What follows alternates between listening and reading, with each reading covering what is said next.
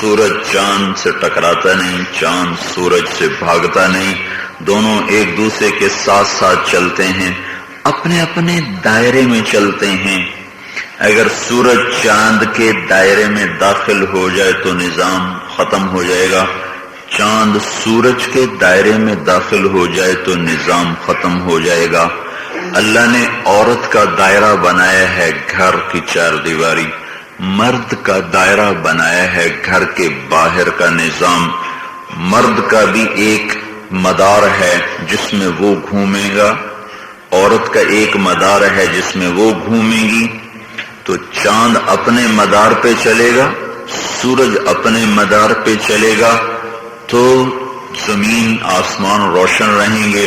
عورت اپنے گھر کے نظام میں چلے گی، مرد اپنے نظام میں چلے گا تو گھر روشن ہوگا۔ اگر مرد عورت کے نظام میں دخل اندازی کرے گا، عورت مرد کے نظام میں دخل اندازی کرے گی تو یہ سارا نظام، سارا گھر ٹوٹ کے برباد ہو جائے گا۔ اللہ تعالیٰ نے عورت کو گھر کا کام کرنے کا حکم دیا، گھر کا نظام چلانے کا حکم دیا۔ مرد کو اس میں صرف مشورہ دینے کی بات ہے، تو زیادہ دخل دے گا تو سارا گھر بے ترتیب ہو جائے گا۔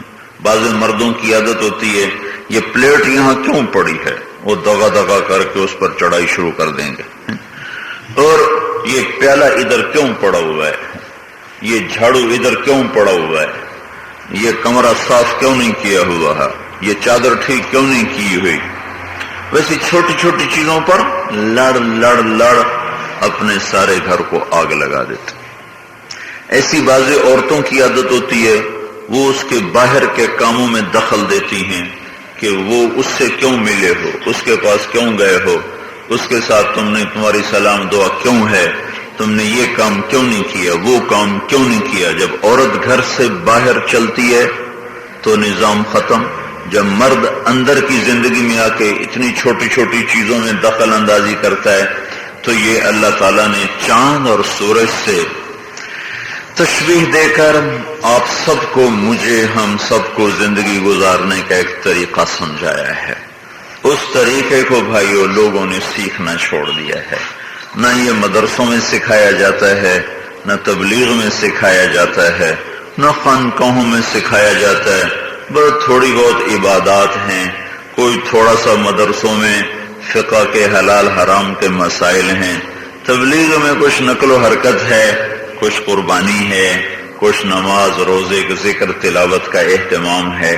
لیکن یہ جو معاشرت کی پاک زندگی ہے، نہ اس وقت علم والوں کے پاس ہے، نہ تبلیغ والوں کے پاس ہے، نہ تصوف والوں کے پاس ہے، نہ عوام الناس کے پاس ہے۔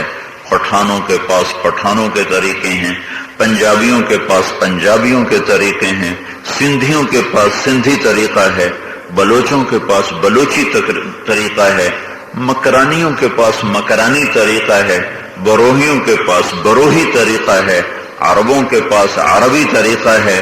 محمد مصطفیٰ صلی اللہ علیہ وسلم کا پاک طریقہ نہ عرب کے پاس ہے، نہ دین والوں کے پاس ہے، نہ دین سے دور لوگوں کے پاس ہے۔ اس لیے زندگی پریشان ہے۔ زندگی تو جذبات اور احساسات کا نام ہے، وہ یہ ان خوبصورت گھروں کا نام زندگی نہیں ہے۔ زندگی ایک احساسات کا بہتا ہوا دریا ہے۔ جب اس میں تنکے آ جائیں، مٹی آ جائے، ریت آ جائے، سارا ذائقہ خراب ہو جاتا۔ تو انسانی زندگی گاڑیوں سے نہیں چلتی، پیسوں سے نہیں چلتی، انسانی زندگی اچھے اخلاق سے چلتی، اچھے کردار سے چلتی، اچھی گفتار سے چلتی، درگزر کرنے سے چلتی ہے، معاف کر دینے سے چلتی، غصے کو پی جانے سے چلتی ہے، برائی کے جواب میں اچھائی سے چلتی ہے، گالی کے جواب میں دعا سے چلتی ہے، زیادتی کے جواب میں معافی سے چلتی ہے۔ یہ اصول زندگی ہیں، یہ گھر کے ہیں، یہ کام کے ہیں، پوری دنیا کے انسانوں کو یہ خوبصورت اصول سمجھایا گیا ہے۔